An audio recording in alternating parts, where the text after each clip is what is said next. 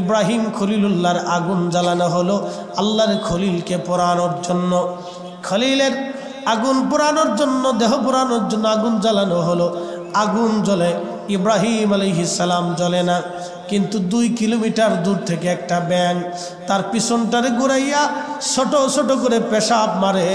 ইব্রাহিম খলিলুল্লাহর আগুনের মধ্যেই ব্যাঙ যখন পেশাব মারে, তখন আল্লাহ ডাকলে, ব্যাঙ কি জন্য পেশাব করো?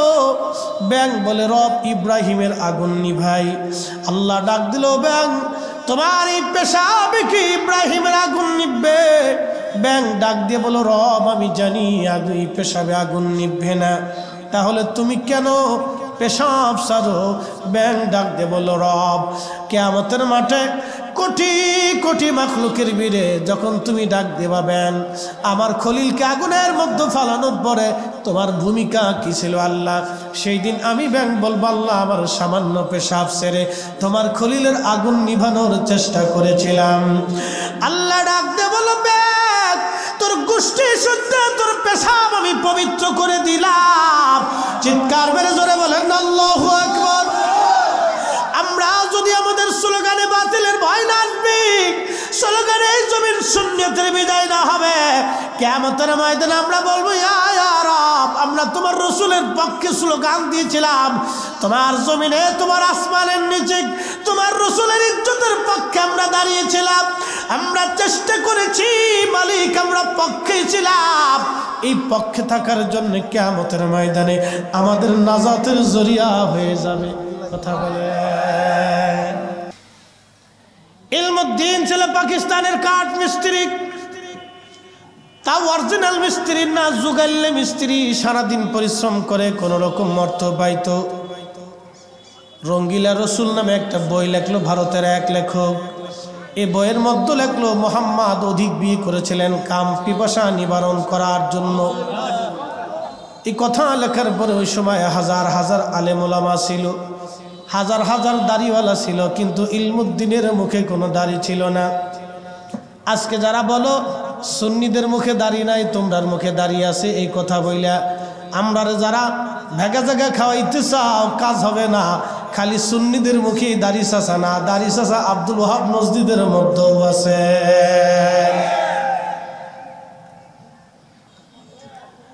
ইলমুদ্দিনের কলিজার ভিতরে ব্যথা লেগে গেল। চিন্তা করলো, হয় আমি মরবো না হয় ও মরবে। অনেক কষ্ট করে রুজি করে ছোট্ট একটা ছুরি কিনে পাকিস্তানের লাহোর থেকে দিল্লি আসলো। ব্রিটিশ আমল চলে। ওই রঙ্গিলা রসুলের লেখককে হত্যা করলো। ব্রিটিশ আদালত তাকে বলল, ইলমুদ্দিন তুমি কি হত্যা করেছো? বলে হ্যাঁ। কারো পরিচিত হয়ে? বলে না, আমি আমার নিজের ইচ্ছায় হত্যা করেছি। সে আমার রসুলের শানে বাজে কথা বলেছে, নবীর উম্মত হিসেবে আমি ইলমুদ্দিন এটা সহ্য করতে পারি নাই। চিৎকার মেরে জোরে বলেন আল্লাহু আকবার। না না হয় না, হাত উঁচু করে বলেন আল্লাহু আকবার। আমরাও বাজিতপুরের মুসলমান ওয়াদা করলাম, নবীর ইজ্জতের বিরুদ্ধে গেলে আমরাও বরদাস্ত করতে পারবো না। হাত উঁচু করে বলেন ঠিক না বেঠে?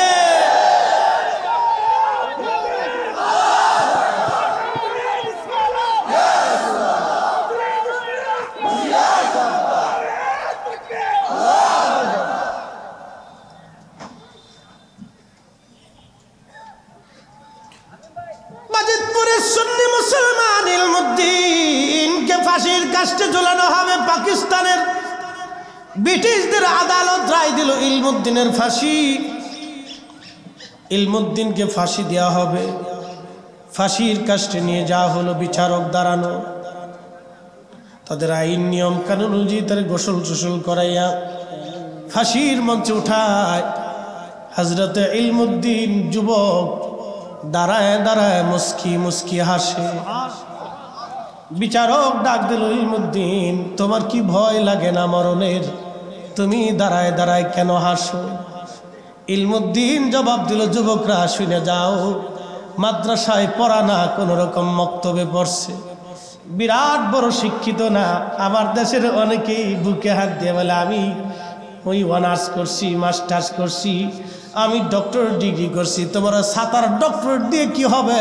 যদি জবানে রাসূলুল্লাহর প্রশংসা না আসে, তোমার এই ডক্টরেট ডিগ্রির সার্টিফিকেটের মধ্যে আমরা সুন্নিরা পেশাব করি। কষ্ট হচ্ছে? কথায় কোনো ভেগি জেগি নাই, একবারে ডাইরেক্ট অ্যাকশন। ও তো বাকি ঝেগি করে লাভ। তুমি কোন মাদ্রাসার প্রিন্সিপাল, না ডক্টর, না কোন মসজিদের ইমাম, কোন ছাতা, কোন ভার্সিটির চ্যান্সেলর, ও ছাতা দেখার টাইম নাই।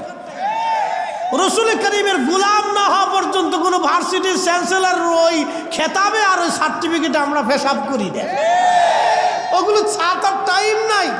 আর হাসরের ময়দানে ও ছাতা দিয়ে নাজাতের রাস্তাও নাই। নবীর কদম পাইতে হলে দুনিয়ার থেকে নবীর গোলামি করে যেতেই হবে, যেতেই হবে। হযরত ইলমুদ্দিন মুস্কি মুস্কি হাসি বিচারক জিজ্ঞেস করলেন, ইলমুদ্দিন তোমার কি ভয় করে না? ইলমুদ্দিন জবাব দিল, বিচারক, যার প্রেমের মালা গলায় দেওয়ার জন্য আজকে ফাঁসির মালা গলায় উঠছে, যার প্রেমের মালা গলায় দেওয়ার জন্য ফাঁসির মালা গলায় উঠছে, কিছুক্ষণ পরে তোমরা আমাকে ফাঁসি দিবা, আমি মারা যাব। মারা যাওয়ার পরে জান্নাতে ওই নবীর সঙ্গে আমার কিছুক্ষণ পরে সাক্ষাৎ হবে। আমি এই খুশিতে মুস্কি মুস্কি হাসি।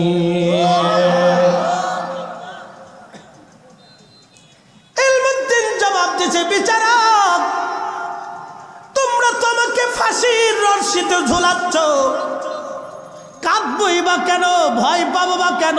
গত রাত আমার নবী রাহমাতুল লিল আলামিন আমার সঙ্গে স্বপ্নে যোগে কথা বলে গেছে। এ সবজ গম্বদ বলে मंजूर दुआ करना, जब वक्त नजर आए आका दीदार आता करना, दीदार आता करना। मैं कब्र अंधेरी में घबराऊंगा जब तन्हा, मैं कब्र अंधेरी में घबराऊंगा जब तन्हा, इमदाद मेरी करने आ जाना रसूल अल्लाह, इमदाद मेरी करने आ जाना रसूल अल्लाह, रोशन मेरी तुर्बत को लिल्लाह जरा करुणा, जब वक्त नजर आए आका दीदार आता करना, दीदार आता करना। अल्लाहुम्मा सल्ली अला सय्यिदना मुहम्मद व अला आलि सय्यिदिना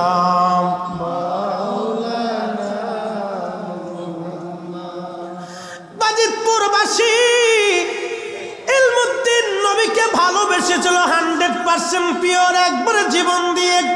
কথা কোন ঠিক কিনা?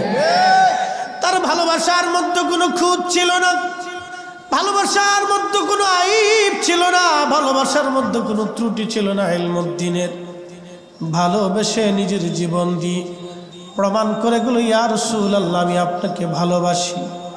বাজিতপুরের সুন্নি মুসলমান মনোযোগ দিয়ে শোনেন, আল্লাহর কোরআন বলে উদখুলু ফিস-সিলমি কাফা, যদি ইসলামের মধ্যে ইমানের মধ্যে তুমি ঢুকো তো পরিপূর্ণ মতো ঢুকো, তুমি ইমানের মধ্যে ঢুকলে একেবারে পরিপূর্ণ মতো ঢুকো। একবার এপাশ আর আবার ওপাশ এইগুলি চললে হবে না, পরিপূর্ণ ঈমানের সাথেই ঢোকা লাগবে। ওয়ালা তাত্তাবিউ খুতুওয়াতিশ শাইতান, ঈমানদার শয়তানের ইত্তেবা করিও না। শয়তান চায় ঈমান নষ্ট করে দেওয়ার জন্য। বাজান, আজকে আপনাদেরকে বলে দিয়ে যাই, অনেকেই বলবেন ফরিদি হুজুর, আমরা এই কয়েকজন মানুষ চিল্লা ফাল্লা করে কি লাভ হবে? আমাদের স্লোগানে কি আর বাতিল ভয় পাবে? বাজান, স্লোগানে বাতিল ভয় পাক আর না পাক, আমাদের স্লোগানে এই জমিন সুন্নতের বিজয় হোক বা না হোক, ওটা আমাদের সাবজেক্ট না। আমরা চলে যাব ব্যাঙের তরিকায়। ইব্রাহিম খলিলুল্লাহর আগুন জ্বালানো হলো আল্লাহর খলিলকে পোড়ানোর জন্য। খলিলের আগুন পোড়ানোর জন্য, দেহ পোড়ানোর জন্য আগুন জ্বালানো হলো। আগুন জ্বলে, ইব্রাহিম আলাইহিস সালাম জ্বলে না। কিন্তু 2 কিলোমিটার দূর থেকে একটা ব্যাঙ তার পিছনটারে ঘুরাইয়া ছোট ছোট করে পেশাব মারে। ইব্রাহিম খলিলুল্লাহর আগুনের মধ্যে ব্যাঙ যখন পেশাব মারে, তখন আল্লাহ ডাকলে, ব্যাঙ কি জন্য পেশাব করো? ব্যাঙ বলে, রব ইব্রাহিমের আগুন নিভাই।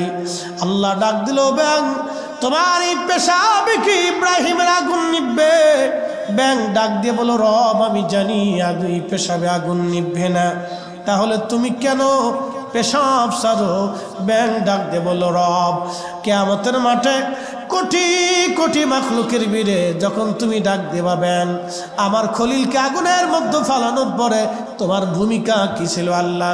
সেই দিন আমি ব্যাঙ বলবো, আল্লাহ আমার সামান্য পেশাব সেরে তোমার খলিলের আগুন নিভানোর চেষ্টা করেছিলাম।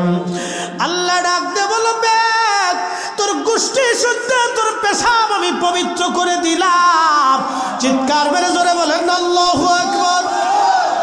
আমরা যদি আমাদের স্লোগানে বাতিলের ভয় না আসবে, স্লোগানে এই জমির সুন্নতের বিজয় না হবে, কিয়ামতের ময়দানে আমরা বলবো, ইয়া রব আমরা তোমার রাসূলের পক্ষে স্লোগান দিয়েছিলাম, তোমার জমিনে তোমার আসমানের নিচে তোমার রাসূলের ইজ্জতের পক্ষে আমরা দাঁড়িয়েছিলাম, আমরা চেষ্টা করেছি মালিক, আমরা পক্ষে ছিলাম। এই পক্ষে থাকার জন্য কিয়ামতের ময়দানে আমাদের নাজাতের জরিয়া হয়ে যাবে। কথা বলে গিরগিটি চিনেন? সহিহ বুখারীতে আছে গিরগিটি। আমাদের দেশে কেউ কয় ওই রক্ত চুষা, কেউ কয় টিকটিকি, সেটা যেটাই হোক। তো এই গিরগিটি 2 মাইল দূর থেকে ফু মারতেছে। তা আল্লাহ জিজ্ঞেস করলেন, গিরগিটি ফুয়াও কে? বলে, আল্লাহ ইব্রাহিমের আগুন যাতে বেশি করে জ্বলে। ব্যাঙে ইব্রাহিমের আগুন নিভানোর চেষ্টা করে, আর গিরগিটি ফু মাইরা জ্বালানোর চেষ্টা করে। তা আমার দেশে বহু গিরগিটি আছে। কথা বুঝছেন নাই মনে হয়?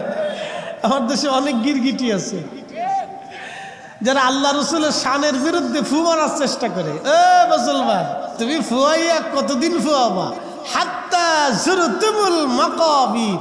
তোমার আগে বহুজন ফুয়াইয়া ফুয়াইয়া কবরে চলে গেছে, বহুজন ফুয়াইয়া ফুয়াইয়া কবরে চলে গেছে, বহুজন নবীর ইজ্জত শানের বিরুদ্ধে ফুয়াইয়া ফুয়াইয়া কুতুন্নি কুতুন্নি কুতে কুতে কবরে গেছে, কিন্তু কবর তার সারে নাই। হ্যাঁ, কথা বলেন না কেন? জোরে বলে। বহুজনের কবরের পাশে আজকে কেউ দাঁড়ায় না, কেউ দাঁড়ায় না। বহু বক্তা রসুলের শানের বিরুদ্ধে ওয়াজ করে কবরে চলে গেছে, বাপ তার কবরের চিহ্ন পর্যন্ত আজকে হারাই গেছে। আহা, বুঝে না এরা? বহুজন কবরে চলে গেছে, কবরের চিহ্ন হারিয়ে গেছে, খোঁজ নেই। তার কবরের পাশে কেউ দাঁড়ায় না, কেউ দাঁড়ায় না। বহুজন চলে গেছে। একদিন মাটির ভিতরে হবে ঘরে মন আমার, কেন বান্দ দালান ঘর? মন আমার কেন বান্দ দালান ঘর? এই আপনাদের কি বলি শোনেন, অনেক বাজিতপুরের মানুষ রাস্তাঘাট দিয়ে অনেকে হাঁটতেছে, দোকানপাটে ব্যবসা বাণিজ্য হেরা করতেছে, এই সব যারা মাহফিলে সব পাগল।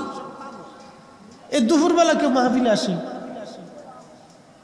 অনেকে ভাবতেছে এগুলো পাগল ছাগল করতে গেছে, এই দুপুরে কেউ মাহফিলে আসে। ওদের দৃষ্টিতে আমরা পাগল, কিন্তু আল্লাহর দৃষ্টিতে আমরা মকবুল। এই কথা কর না, জোরে বলেন। তাদের দৃষ্টিতে আমরা পাগল, আর আল্লাহর দরবারে আমরা মকবুল।